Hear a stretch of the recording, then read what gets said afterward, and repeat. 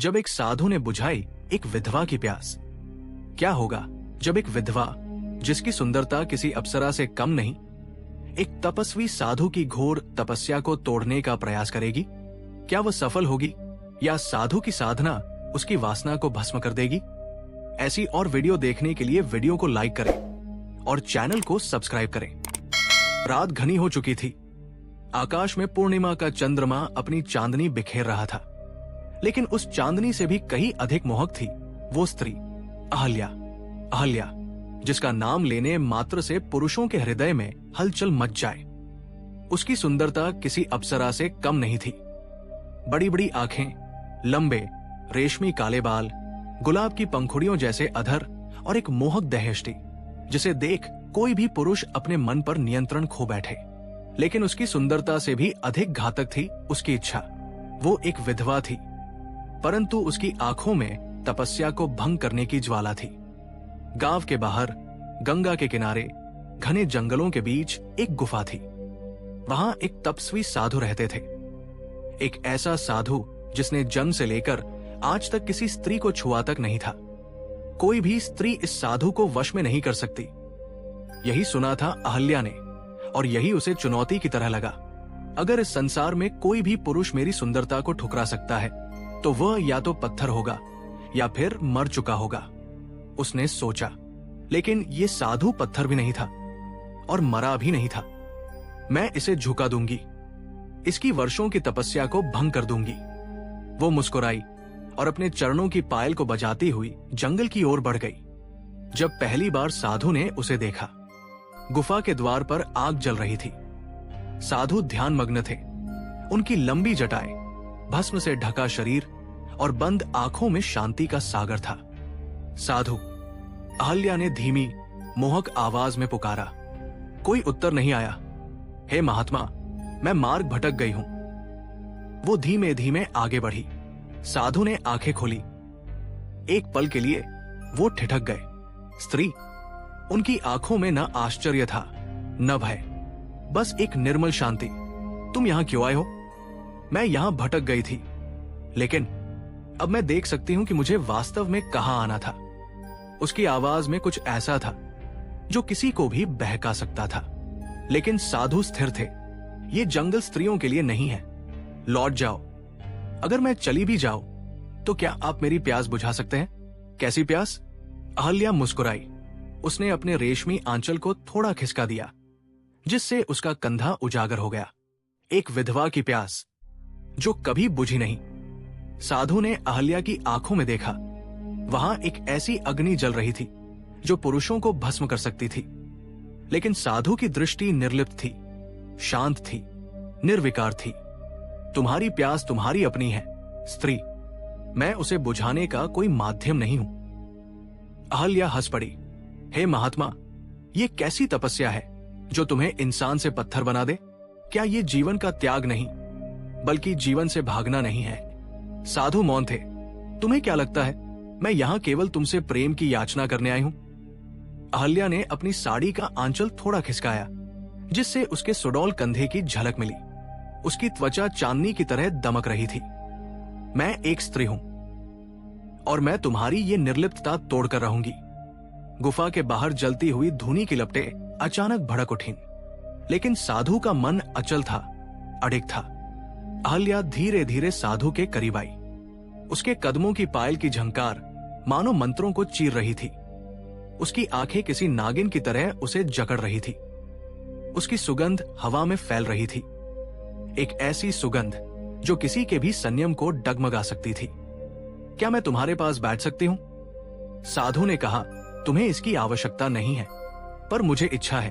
अहल्या ने धीरे से साधु के सामने बैठकर अपने बाल खोल दिए। हवा में उसकी महक घुल गई, लेकिन साधु की आंखें अभी भी बंद थी।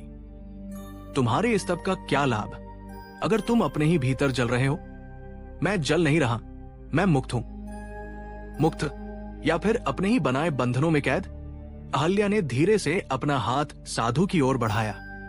बस एक स्पर्श और वर्षों की तपस्या समाप्त हो सकती थी।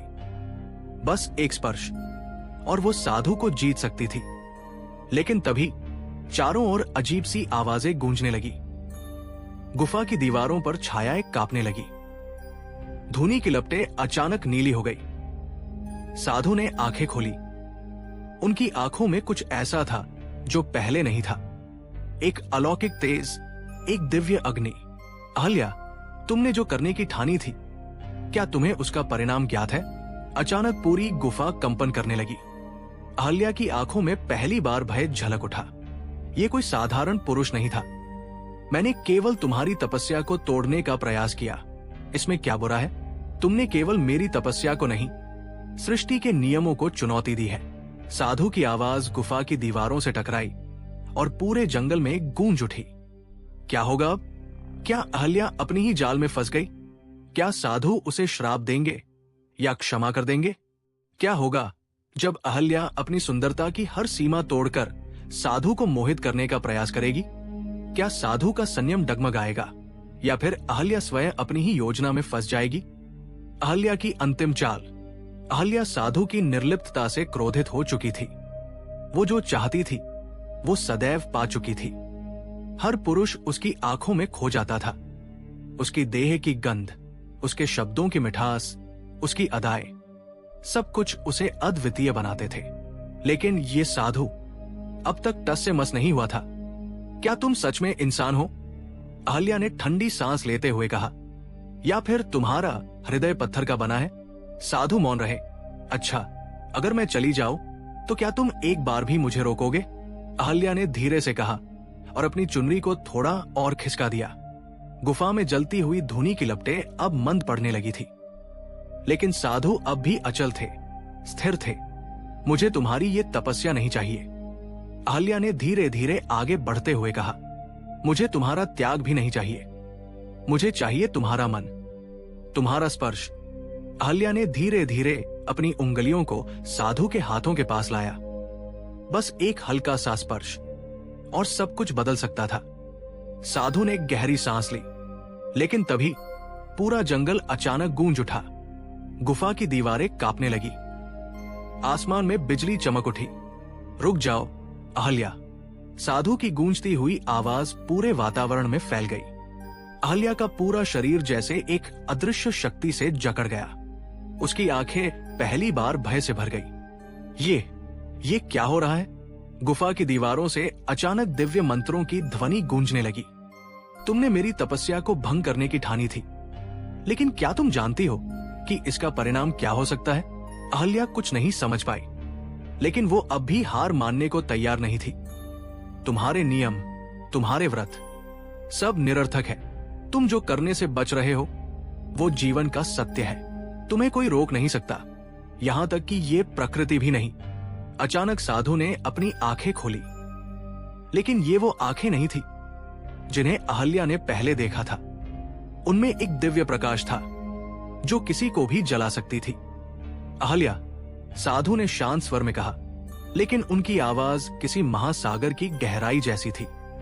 तुम्हारा अहंकार तुम्हें बर्बाद कर देगा। तुम प्रेम नहीं चाहती, तुम विजय चाहती हो, और यह तुम्हारी सबसे बड़ी भूल है। क्या होगा जब अहल्या अपनी अंतिम सीमा पार कर साधु को स्पर्श करने की कोशिश करेगी? क्या साधु की साधना डगमगा जाएगी या अहल्या स्वयं अपने ही दुष्चक्र में फंस जाएगी? अहल्या का सबसे बड़ा हथियार, उसका स्पर्श अहल्या अब हार मानने वालों में से नहीं थी। उसकी आंखों में तेज था। उसकी देह से मदहोश कर देने वाली सुगंध उठ रही थी। उसकी सांसें गर्म हो चुकी थी, जैसे वो किसी अग्नि में जल रही हो।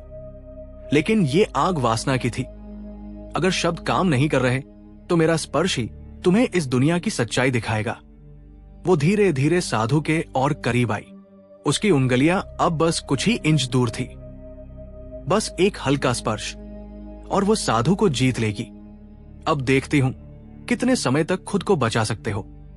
जब अहल्या ने साधु को छूने का प्रयास किया, जैसे ही अहल्या का हाथ साधु की भुजा तक पहुंचा, धुनी की लपटें भड़क उठीं। पूरा जंगल गूंज उठा। हवा बवंडर की तरह चलने लगी। अहल्या, रुक जाओ। साधु की आवाज आसमान में गूंज उठी, लेकिन अहल्या रुकी नहीं। उसकी उंगलियां धीरे धीरे साधु की कलाई तक पहुंच गई। अब तोड़ो अपनी तपस्या, उसने हल्की हंसी के साथ कहा। और तभी हुआ कुछ अद्भुत। जैसे ही अहल्या ने साधु को छुआ, एक जोरदार बिजली चमकी। साधु की देह से एक दिव्य ऊर्जा निकली। अहल्या जमीन पर गिर पड़ी।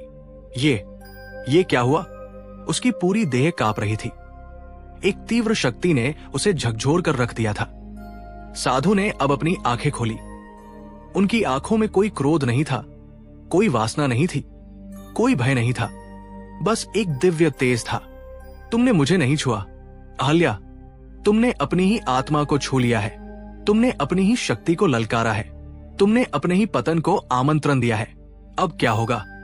अहल्या अब हर हद पार कर चुकी थी। उसकी आंखों में वासना की ज्वाला थी। उसके अधर अब और मोहक हो चुके थे। उसका सुगंधित तन साधु को अपने मोहपाश में बांध रहा था। अब साधु भी विचलित हो चुके थे। उनका मन अब भी लड़ रहा था, लेकिन उनकी देह अब हार मान रही थी। ये गलत है, साधु ने कमजोर आवाज में कहा। कुछ भी गलत नहीं होता, ये तो प्रकृति का नियम है। अहल्या ने उसके कानों में फुसफुसाया। मैं अब और नहीं रोक सकता। उस रात गुफा के भीतर अहल्या और साधु वासना के जाल में पूरी तरह बंध चुके थे। साधु की 20 वर्षों की तपस्या, उसकी कठोर साधना, सब कुछ सिर्फ कुछ क्षणों में ध्वस्त हो गया। जिस संयम की वो कस्में खाते थे, वो सब कुछ समाप्त हो गया। अब वो साधु नहीं रहा, वो एक साधारण पुरुष बन चुका था। ये मैंने क्या कर दिया? साधु ने अपने सिर को पकड़ लिया। उनका पूरा शरीर कांप रहा था। मेरी 20 साल की तपस्या, मेरी सिद्धि, मेरी साधना, ये सब कुछ खत्म हो गया। मैं हार गया, मैं स्वयं से हार गया। अब अहल्या मुस्कुरा रही थी। मैंने तुम्हें जीत लिया साधु, लेकिन ये कोई विजय नहीं थी, ये एक पतन था। साधु ने अपनी आंखों से आंसू बहने दिए। अब वो अपने ही पाप की आग में जल रहे थे। वो जिसने आज तक किसी स्त्री को नहीं छुआ, वो आज स्वयं अपने पतन का कारण बन चुका था। और तभी एक दिव्य आवाज गूंजी, साधु, ये तुम्हारा सबसे बड़ा दोष है। संयम ही असली शक्ति है और तुमने इसे खो दिया। अब तुम्हारी साधना व्यर्थ हो चुकी है। साधु की आंखों में आंसू थे। वो अब समझ चुके थे कि एक पुरुष का सबसे बड़ा शत्रु क्या होता है। स्त्री की सुंदरता और वासना का मोह। इस कहानी से हमें क्या सीख मिलती है? एक वासनात्मक आकर्षण सबसे बड़ी परीक्षा होती है। जो व्यक्ति इस पर काबू नहीं पा सकता, वो स्वयं को खो देता है। दो संयम ही असली शक्ति है। कोई भी व्यक्ति कितना ही महान क्यों न हो, अगर वो अपनी इच्छाओं को नियंत्रित नहीं कर सकता, तो वो असफल हो जाएगा। 3 स्त्री का सौंदर्य केवल मोहमाया है। यदि व्यक्ति खुद पर नियंत्रण नहीं रखता, तो वो अपने सारे आदर्शों को खो सकता है। 4 वासना का परिणाम हमेशा विनाश होता है। क्षणिक सुख के लिए व्यक्ति अपने पूरे जीवन की कमाई हुई साधना को मिट्टी में मिला सकता है। अगर आपको ये कहानी पसंद आई और इससे कुछ सीखने को मिला, तो हमें कमेंट में बताइए। लाइक करें, अपने दोस्तों के साथ शेयर करें और इस चैनल को जरूर सब्सक्राइब करें। क्या आपने कभी अपने जीवन में वासना के कारण कोई बड़ा नुकसान उठाया है? क्या आपको लगता है कि संयम ही असली विजय है? कमेंट करें और अपनी राय हमें बताएं। धन्यवाद। अगली कहानी के लिए तैयार रहें।